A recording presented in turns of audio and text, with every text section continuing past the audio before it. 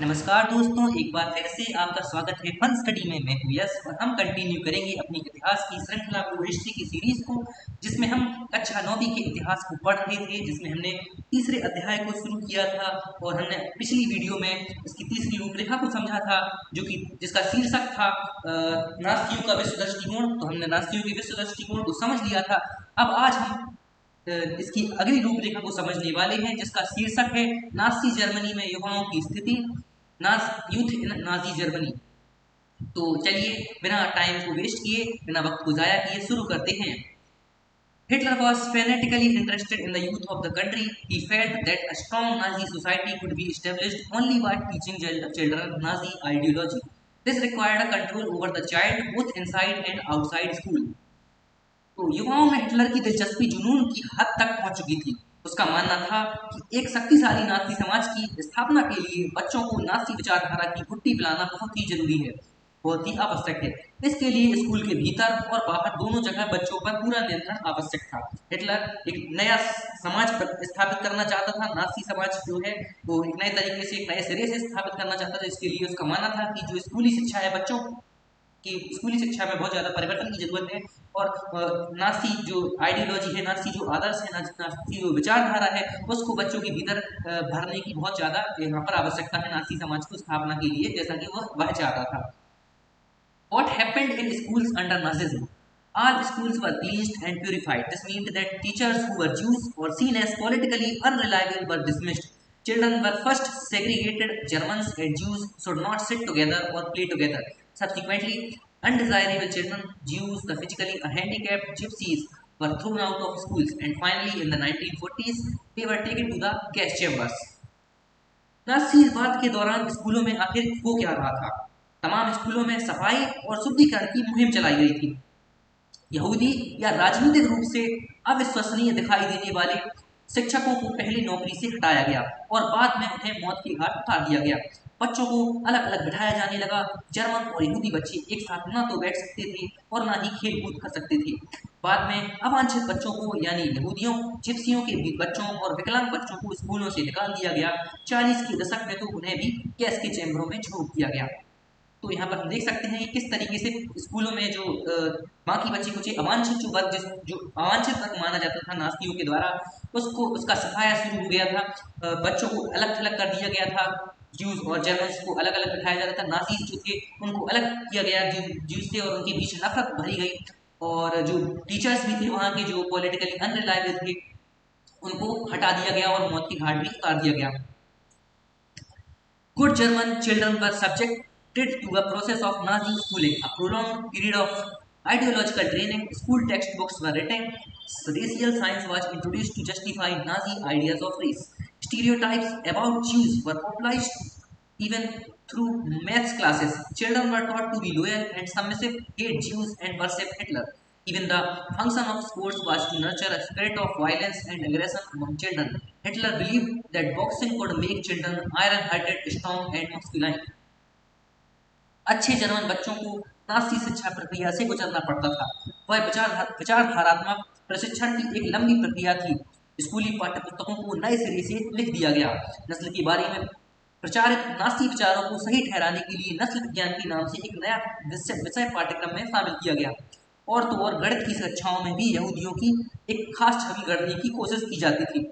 बच्चों को सिखाया गया कि वे वफादार व आज्ञाकारी बने, यहूदियों से नफरत और हिटलर की पूजा करें। खेल कूद के जरिए भी बच्चों में हिंसा और आक्रामकता की भावना पैदा की जाती थी। हिटलर का मानना था कि मुक्केबाजी का प्रशिक्षण बच्चों को फौलादी दिल वाला, ताकतवर और मर्दाना बना सकता है। तो यहाँ पर हमने देखा कि किस तरीके से जर्मन के जो बच्चे थे उनके बीच एक नई प्रकार की शिक्षा को इंट्रोड्यूस किया गया, प्रस्तावित किया गया, जिसमें बच्चों के अंदर हिंसा भरी जा रही थी। एक अलग भावना ज्यूज के लिए, यहूदियों के लिए यानी कि नफरत, और हिटलर के लिए पूजनीय होने की भावना को स्थापित किया जा रहा था बच्चों के भीतर। और हम देख सकते हैं कि यहाँ पर जो नस्लवाद की विचारधारा है, जो कि शुरुआत से पढ़ते आ रहे हैं इस चैप्टर के, वो यहाँ पर बच्चों में भी बोली जाने लगी थी। बच्चों को भी इस चीज़ की घुट्टी पिलाई जाने लगी थी। तो चलिए आगे बढ़ते हैं। Youth organizations were made responsible for educating German youth in the spirit of National Socialism. 10 years olds had to enter Jungle At 14, all boys had to join the Nazi youth organization, Hitler Youth, where they learned to worship war, glorify aggression and violence, condemn democracy, and hate Jews, communists, gypsies, and all those categorized as undesirable. After a period of rigorous ideological and physical training, they joined the labor service, usually at the age of 18. Then they had to serve in the armed forces and enter one of the Nazi organizations. The Youth League of the Nazis was founded in 1922. 4 years later, it was renamed Hitler Youth. To unify the youth movement under Nazi control, all other youth organizations were systematically dissolved and finally banned. German बच्चों और युवाओं को राष्ट्रीय समाजवाद की भावना से lace करने की जिम्मेदारी युवा संगठनों को सौंप दी गई। यूथ ऑर्गेनाइजेशंस को ये रिस्पॉन्सिबिलिटी दी गई कि वे बच्चों के अंदर ये राष्ट्रीय समाजवाद की भावना को भर दें। 10 साल की उम्र के बच्चों को यंग फोक में दाखिल करा दिया जाता था। 14 साल की उम्र में सभी लड़कों को नास्तियों के युवा संगठन हिटलर यूथ की सदस्यता लेनी पड़ती थी। इस संगठन में वे युद्ध की उपासना, आक्रामकता व हिंसा, लोकतंत्र की निंदा और यहूदियों, कम्युनिस्टों, जिप्सियों व अन्य वंचितों से घृणा का सबक सीखते थे। गहन विचारधारात्मकता और शारीरिक प्रशिक्षण के बाद लगभग 18 साल की उम्र में भी लेबर सर्विस में शामिल हो जाते थे, यानी कि श्रम सेवा। इसके बाद उन्हें सेना में काम करना पड़ता था और किसी नाजी संगठन की सदस्यता लेनी पड़ती थी। तो यहाँ पर हमने देखा कि किस तरीके से बच्चों का जीवन पूरी तरह से एक पिक्चर की तरह कर दिया गया था कि उन्हें 14 साल की उम्र में यूथ ऑर्गेनाइजेशन में पार्टिसिपेट करना पड़ता था। इसके बाद उनमें ये हिंसा की भावनाएं, युद्ध की पूजा और डेमोक्रेसी का विरोध, प्रजातंत्र का विरोध, ये भावनाओं को पूरी तरह से उनके अंदर भीतर भर दिया जाता था। इसके अलावा यहूदियों और कम्युनिस्ट, जिप्सी और सारी अनडिजायरेबल कैटेगरीज से उन्हें हेट करना, उन्हें नफरत करना सिखाया जाता था। इसके बाद 18 की उम्र में उन्हें लेबर सर्विस और उसके बाद सेना में भी दाखिला लेना पड़ता था। यहाँ पर एक शब्द आया है यंग फोक। चलिए हम इसको इसके बारे में आपको बताता हूँ।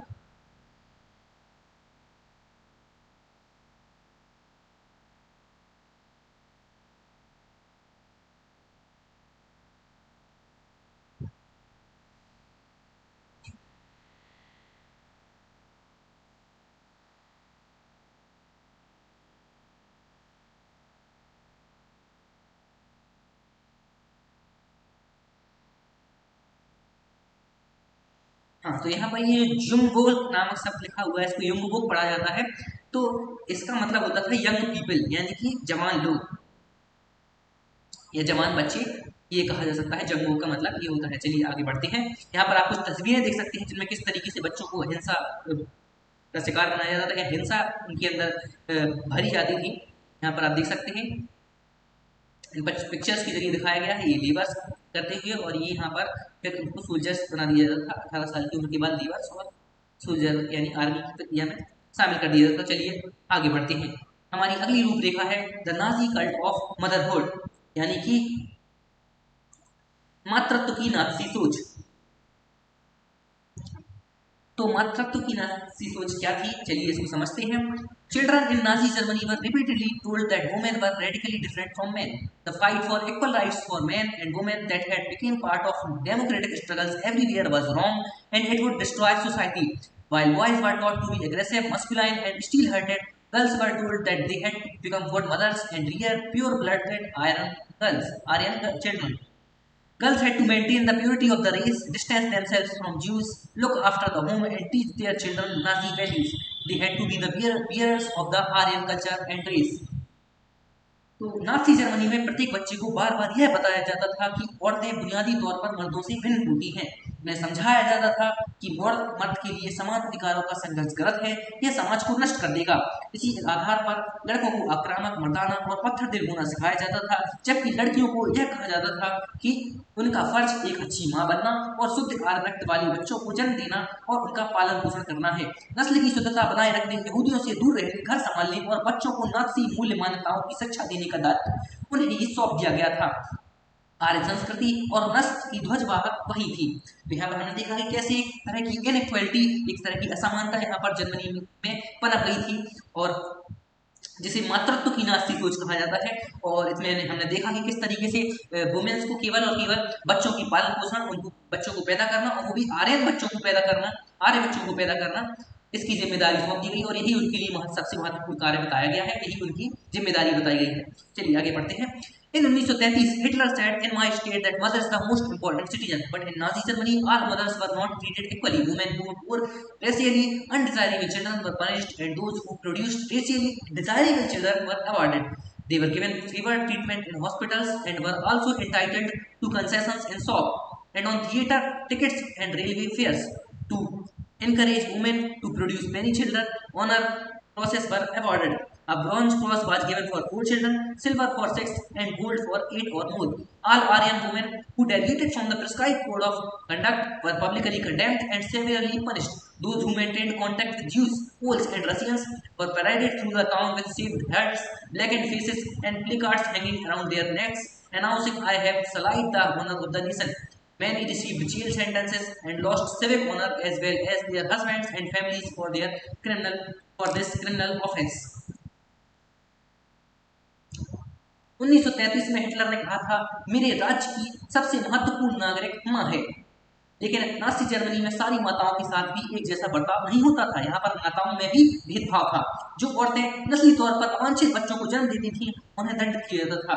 यानी कि वो औरतें जो यहूदियों को जन्म दिया करती थी या अलग अलग कैटेगरी नाजी जर्मनी की जो रेशियल मतलब जो नस्ली जो बच्चे पैदा हुआ करते थे, उनके सिवाय अगर किसी और नस्ल के बच्चों को जन्म दिया जाता था, यानी कि उस स्किन कलर के बच्चे ना होकर किसी और कलर के बच्चे हों या किसी और मूल से संबंध रखने वाले बच्चे हों, उनको जन्म देने वाली माओं को दंडित किया जाता था, दंड दिया जाता था और उनके साथ भेदभाव किया जाता था। और जो औरतें नस्ली तौर पर अवांछित बच्चों को जन्म देती थी, उन्हें दंडित किया जाता था, जबकि नस्ली तौर पर वांछित दिखने वाले बच्चों को जन्म देने वाली माताओं को इनाम दिए जाते थे। ऐसी माएँ जो नाजी नस्ल जैसे दिखने वाले बच्चों को पैदा करती थी, जिनको वांछित समझा जाता था, जिनको डिजायरेबल कहा जाता था, उन्हें इनाम भी दिया जाता था। ऐसी माताओं को अस्पताल में विशेष सुविधाएं दी जाती थी, दुकानों में उन्हें ज्यादा छूट मिलती थी और थिएटर व रेलगाड़ी की टिकट उन्हें सस्ती में मिलती थी। हिटलर ने खूब सारे बच्चों को जन्म देने वाली माताओं के लिए वैसे ही तमगे देने का इंतजाम किया था जिस तरह के तमगे सिपाहियों को दिए जाते थे। 4 बच्चे पैदा करने वाली माँ को कांसे का, 6 बच्चे पैदा करने वाली माँ को चांदी का और 8 या उससे ज्यादा बच्चे पैदा करने वाली माँ को सोने का तमगा दिया जाता था। निर्धारित आचार संहिता का उल्लंघन करने वाली आर्य औरतों को सार्वजनिक रूप से निंदा की जाती थी और उन्हें कड़ा दंड दिया जाता था। बहुत सारी औरतों को गंजा करके मुंह पर काले पोतकर और उनके गले में तख्ती लटकाकर पूरे शहर में घुमाया जाता था। उनके गले में लटकी तख्ती पर लिखा होता था, "मैंने राष्ट्र के सम्मान को मलिन किया है।" इस आपराधिक कृत्य के लिए बहुत सारी औरतों को न केवल जेल की सजा दी गई, बल्कि उनसे तमाम नागरिक सम्मान और उनके पति व परिवार भी छीन लिए गए। यहाँ पर हमने देखा कि किस तरह का भेदभाव, किस तरह की डिस्क्रिमिनेशन यहाँ पर पूरे नाजी समाज में था, न केवल बच्चों के साथ बल्कि यहाँ पर औरतों और माओं के साथ भी ये भेदभाव वाला जो सिस्टम था वो यहाँ पर लागू कर दिया गया था। वे माएँ जो वांछित दिखने वाले बच्चों को जन्म दिया करती थी, उनको इनाम, और जबकि जो अवांछित रूप से अवांछित दिखने वाले बच्चों को पैदा करती थी, हैंडीकैप्ड या फिर जो संबंध रखते हो पोल्स या यानी पोलिस मूल वाले बच्चों या फिर रशियन मूल से संबंध रखने वाले बच्चों को पैदा करती थी, उनको दंडित किया जाता था और यहाँ तक कि उन्हें गंजा करके उनके मुंह पर काले पोत कर उन्हें घुमाया जाता था और उनके गले पर तख्ती लटका दी जाती थी कि मैंने राष्ट्र के सम्मान को मलिन किया है, मैंने राष्ट्र के सम्मान को घटा दिया है, उसको कम किया है। चलिए आगे बढ़ते हैं। 4.2 हमारी अगली हेडिंग है द आर्ट ऑफ प्रोपेगेंडा, यानी प्रचार की कला। The Nazi regime used language and media with care and often to great effect. The terms they coined to describe their various practices are not only deceptive, they are chilling. Nazis never used the word kill or murder in their official communications. Nazi शासन ने भाषा और media का बड़ी होशियारी से इस्तेमाल किया और उसका जबरदस्त फायदा उठाया। उन्होंने अपने तौर तरीकों को बयान करने के लिए जो शब्द इजाद किए थे वे न केवल भ्रामक थे बल्कि दिल दहला देने वाले शब्द थे। नाजियों ने अपने अधिकृत दस्तावेजों में हत्या या मौत जैसे शब्दों का भी कभी इस्तेमाल नहीं किया। Mass killings were termed special treatment, final solution for the Jews, euthanasia for the disabled, selections and disinfections. Evacuation meant deporting people to gas chambers. Do you know what the gas chambers were called? They were labeled disinfection areas and looked like bathrooms equipped with fake shower heads. Media was carefully used to win support for the regime and popularize its worldview.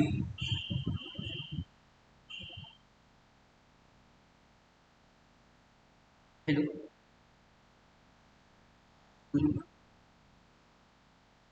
Hello.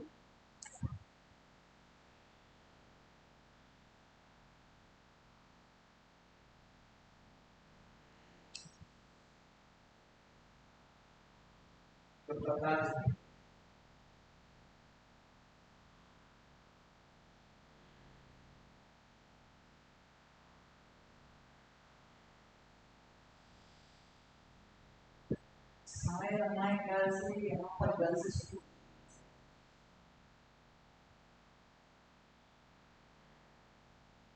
महल महल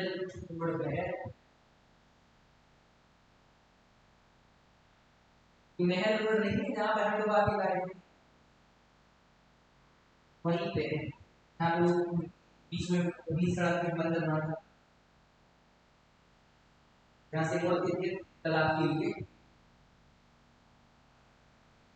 हाँ, तालाब की थोड़ी पहले उसके थोड़ी आगे लगे है बस स्कूल पे वहीं पे है पैरानॉर्मल से दिला सकता है।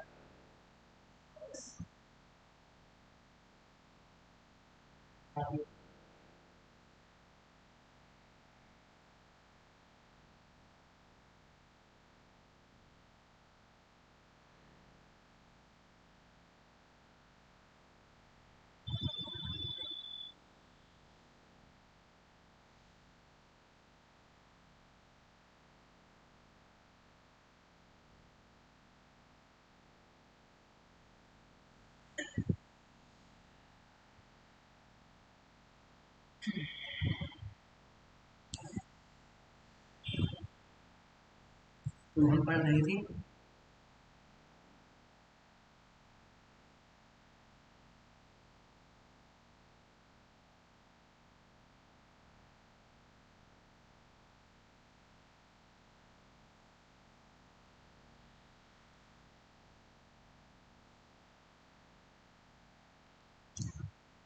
हाँ, तो नास्तियों ने अपने अधिकृत दस्तावेजों में हत्या या मौत जैसे शब्दों का कभी इस्तेमाल नहीं किया। सामूहिक हत्याओं को विशेष व्यवहार, अंतिम समाधान यहूदियों के संदर्भ में यूथनेसिया, गुलामों के लिए चयन और संक्रमण मुक्ति आदि शब्दों से व्यक्त किया जाता था। रेस्टिट्यूशन खाली करना का आशय था लोगों को गैस चैम्बरों में ले जाना। क्या आपको मालूम है कि गैस चैम्बरों को क्या कहा जाता था? उन्हें संक्रमण मुक्ति क्षेत्र कहा जाता था। गैस चैम्बर स्नान घर जैसे दिखाई देते थे और उनमें नकली फव्वारे भी लगे होते थे। Media was carefully used to win support for the design and popularize its worldview. Nazis' ideas were spread through visual images, films, radio posters, catchy or slogans, and leaflets. In posters, groups identified as the enemies of Germans were stereotyped, mocked, abused, and described as evils. Socialists and liberals were represented as weak and degenerate. They were attacked as malicious foreign agents. Propaganda films were made to create hatred for Jews. शासन के लिए समर्थन हासिल करने और नास्तिक विश्व दृष्टिकोण को फैलाने के लिए मीडिया का बहुत सोच समझकर इस्तेमाल किया गया। नास्तिक विचारों को फैलाने के लिए तस्वीरों, फिल्मों, रेडियो, पोस्टरों, आकर्षक नारों और इश्तेहारी पर्चों का खूब सहारा लिया जाता था। पोस्टरों में जर्मनों के दुश्मनों की रटी रटाई छवियां दिखाई जाती थी, उनका मजाक उड़ाया जाता था, उन्हें अपमानित किया जाता था, उन्हें शैतान के रूप में पेश किया जाता था। समाजवादियों और उदारवादियों को कमजोर और पथभ्रष्ट तत्वों के रूप में प्रस्तुत किया जाता था, उन्हें विदेशी एजेंट कहकर बदनाम किया जाता था। प्रचार फिल्म में यहूदियों के प्रति नफरत फैलाने पर जोर दिया जाता था। The most infamous famous film was The Eternal Jew. Orthodox Jews were stereotyped and marked. They were shown with flowing beards, wearing kaftans, whereas in reality it was difficult to distinguish German Jews by their outward appearance because they were a highly assimilated community. They were referred to as vermin, rats, and pests. Their movements were compared to those of rodents. Nazis worked on the minds of the people, tapped with their emotion, and turned their hatred and anger at those marked as undesirable. The Nazis made equal efforts to appeal to all the different sections of the population. They sought to win their support by suggesting that Nazis alone could solve all the problems. The eternal ज्यू इस सूची की सबसे कुख्यात film थी। परंपरा प्रिय यहूदियों को खास तरह की छवियों में पेश किया जाता था, उन्हें दाढ़ी बढ़ाई और कफ्तान पहने दिखाया जाता था, जबकि वास्तव में जर्मन यहूदियों और बाकी जर्मनों के बीच कोई फर्क करना असंभव था, क्योंकि दोनों समुदाय एक दूसरे से काफी घुले मिले हुए थे। उन्हें केचुए, चूहे और कीड़े जैसे शब्दों से संबोधित किया जाता था। उनकी चाल ढाल की तुलना कुतरने वाले चुंदरी जीवों से की जाती थी। नासीवाद ने लोगों के दिलो दिमाग पर गहरा असर डाला, उनकी भावनाओं को भड़काकर उनके गुस्से और नफरत को अवांछित पर केंद्रित कर दिया। इसी अभियान से नासीवाद का सामाजिक आधार पैदा हुआ।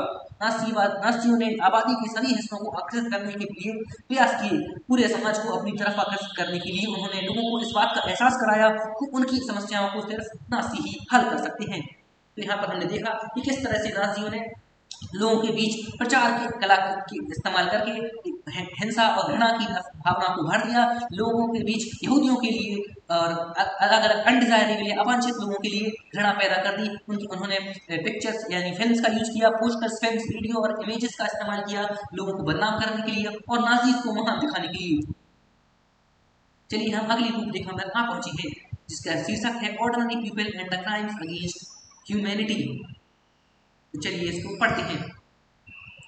How did the common people react to Nazism? Many saw the world through Nazi eyes and spoke their minds in Nazi language. They felt hatred and anger surged inside them when they saw someone who looked like a Jew. They marked the houses of Jews and supported suspicious neighbors. They genuinely believed Nazism would bring prosperity and improve general well-being, but not every German was a Nazi. Many organized active resistance to Nazism, braving police repression and death. बहुत सारे लोग नासी शब्दाडंबर और धुआंधार प्रचार का शिकार हो गए। दुनिया को नासी नजरों से देखने लगे और अपनी भावनाओं को नासी शब्दावली में ही व्यक्त करने लगे। किसी यहूदी से आमना सामना हो जाने पर उन्हें अपने भीतर गहरी नफरत और गुस्से का एहसास होता था। उन्हें न केवल यहूदियों के घरों के बाहर निशान लगा दिए गए, बल्कि जिन पड़ोसियों पर शक रहता था उनके बारे में भी पुलिस को सूचित कर दिया जाता था। उन्हें पक्का विश्वास था कि नासीवाद ही देश की तरक्की के रास्ते पर देश को तरक्की के रास्ते पर लेकर जाएगा। यही व्यवस्था सबका कल्याण करेगी। लेकिन जर्मनी का हर व्यक्ति नास्तिक नहीं था। बहुत से लोगों ने पुलिस दमन और मौत की आशंका के बावजूद नासीवाद का जमकर विरोध किया। The large majority of Germans, however, were passive onlookers and apathetic witnesses. They were too scared to act, to differ, to protest. They preferred to look away. Pastor Niemöller, a resistance fighter, observed an absence of protest and uncanny silence amongst ordinary Germans in the face of brutal and organized crimes committed against people in the Nazi Empire. He wrote movingly about this silence. लेकिन German आबादी का एक बहुत बड़ा हिस्सा इस पूरे घटनाक्रम का मूक दर्शक और उदासीन साक्षी बना हुआ था। लोग कोई विरोध कदम उठाने, अपना मतभेद व्यक्त करने, नासीवाद का विरोध करने से डरते थे। वे अपने दिल की बात कहने की बजाय आंखें फेर कर चल देना बेहतर समझते थे। पादरी नीम्योलर ने नास्तियों का लगातार विरोध किया। उन्होंने पाया कि नास्ती साम्राज्य में लोगों पर जिस तरह के निर्मम और संगठित जुल्म किए जा रहे हैं, उनका जर्मनी की आम जनता विरोध नहीं कर पाती थी। जनता एक अजीब सी खामोशी में डूबी हुई थी। पुस्तकों की दहशतनाक कार्यशैली और कुकृत्यों पर निशाना साधते हुए इस खामोशी के बारे में उन्होंने बड़े मर्मस्पर्शी ढंग से लिखा है। चलिए क्या लिखा है हम देखते हैं। First they came for the communists. Well, I was not a communist, so I said nothing. Then they came for the social democrats. Well, I was not a social democrat, so I did nothing. When they came for the trade unionists, but I was not a trade unionist. And then they came for the Jews, but I was not a Jew, so I did little. When they came for me, there was no one left who could stand up for me. तो पहले वे कम्युनिस्टों को ढूंढते हुए आए, मैं communist नहीं था इसलिए मैंने कुछ नहीं कहा। फिर वे सोशल डेमोक्रेट को ढूंढते हुए आए, मैं सोशल डेमोक्रेट नहीं था इसलिए चुप रहा। इसके बाद वे ट्रेड यूनियन वालों को ढूंढते हुए आए, पर मैं ट्रेड यूनियन में नहीं था। और फिर वे यहूदियों को ढूंढते हुए आए, लेकिन मैं यहूदी नहीं था इसलिए मैंने कुछ नहीं किया। फिर अंत में जब वे मेरे लिए आए तो वहाँ कोई बचा नहीं था जो मेरे साथ खड़ा हो सके। तो यहाँ पर ये है जो एक प्रकार की जो पोयम है, यहाँ पर जो हमें नेमोलर नाम की पादरी या पेस्टर्स ने लिख कर दी है, ये हमें दर्शाती है कि कैसे समाज के विभिन्न तबके एक दूसरे पर हो रहे अत्याचार के लिए खड़ा होना नहीं चाहते थे, क्योंकि वे नास्ती विचारधारा थी उससे बहुत ज्यादा डरे हुए थे, उससे बहुत ज्यादा भयभीत थे। इस वजह से कोई एक दूसरे के लिए खड़ा नहीं हो रहा था और इसी कारण सभी लोग धीरे धीरे नष्ट होते गए और जो लोग खड़े नहीं हो रहे थे उन्होंने अपनी ही पतन का रास्ता खुद बना लिया। तो यहाँ पर ये एक पिक्चर है जिसमें हम दिखा जा रहा है कि नाजी पोस्टर अटैकिंग ज्यूज, एक नाजी का जो पोस्टर है जिसमें यहूदियों पर हमला किया जा रहा है नाजियों के द्वारा। Caption ever breeds money is the God of Jews. चित्र के नीचे दी गई पंक्ति यह बताती है कि पैसा ही यहूदी का भगवान है। In order to earn money, he commits the greatest crime. He does not rest until he can sit on a bag of sack of money until he has become the king of money. पैसे के लिए वह भयानक अपराध करता है। वह तब तक चैन से नहीं बैठता जब तक कि नोटों से भरे पूरे पर ना बैठ जाए, जब तक कि वह पैसे का राजा न हो जाए। ये तस्वीर हमें ये दिखाती है कि जर्मनी में जो नाजी लोग थे उनके लिए केवल पैसा ही सब कुछ है, और जब तक पैसे की गड्डी पर, जब तक पैसे के बोरे पर भी बैठ ना जाए तब तक वे शांत नहीं बैठती और कुछ ना कुछ करते रहते हैं, चाहे उन्हें क्राइम ही क्यों ना करना पड़े, चाहे उन्हें इसके लिए अपराध ही क्यों ना करना पड़े। चलिए आगे बढ़ते हैं। What Jews felt in Nazi Germany is a different story altogether.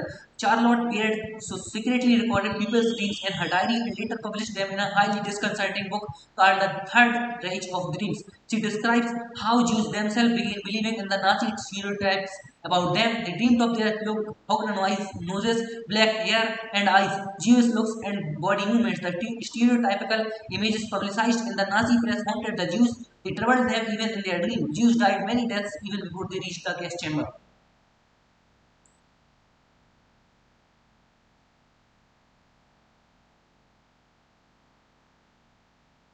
Nasi Germany में यहूदी क्या महसूस करते थे, यह एक बिल्कुल अलग कहानी है।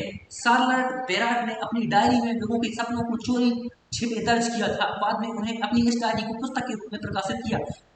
पढ़ने वालों को झकझोर कर रख देने वाली इस किताब का नाम है थर्ड राइख ऑफ ड्रीम्स। साल्टे ने इस किताब में बताया कि एक समय के बाद किस तरह खुद यहूदी भी अपने बारे में नास्तियों द्वारा फैलाई जा रही रूढ़ छवियों पर यकीन करने लगे थे। अपने सपने में भी अपनी नाक आगे से जुड़ी हुई, बाल व आंखें काली और यहूदियों जैसी सकल सूरत पचाल ढाल दिखने लगी थी। नासी प्रेस में यहूदियों की जो छवि और तस्वीरें छपती थी वे दिन रात यहूदियों को पीछा कर रही थी। वे छवियां सपनों में भी उनका पीछा नहीं छोड़ती थी।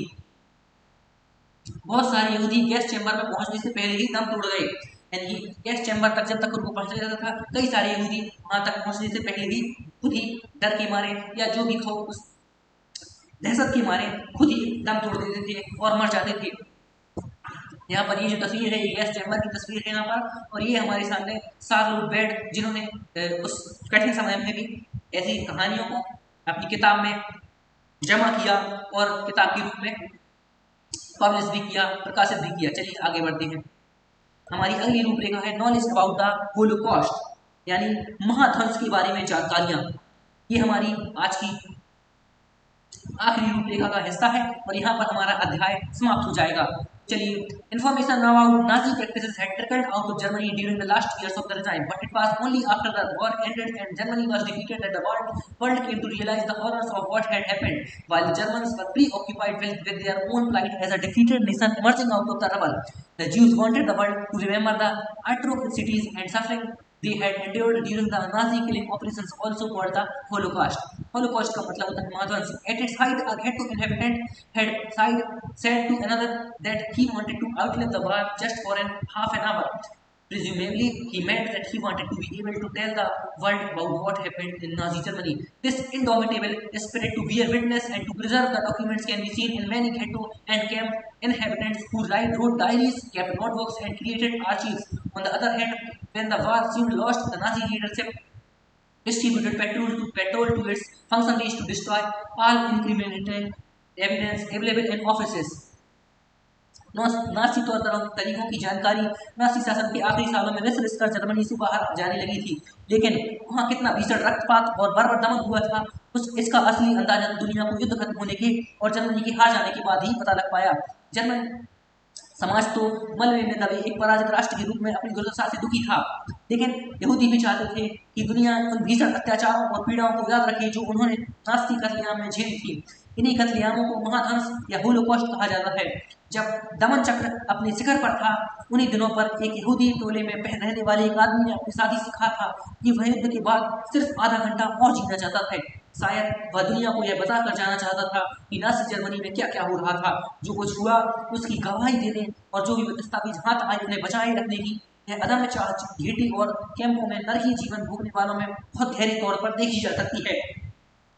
उनमें से बहुतों ने डायरिया लिखी, नोटबुक लिखी और दस्तावेजों के संग्रह बनाए। लेकिन इसके विपरीत जब यह दिखाई देने लगा कि अब युद्ध में नास्तियों की पराजय तय ही है, तो नास्ती नेतृत्व में ने दफ्तरों में मौजूद तमाम सबूतों को नष्ट करने के लिए अपने कर्मचारियों को पेट्रोल बांटना शुरू कर दिया।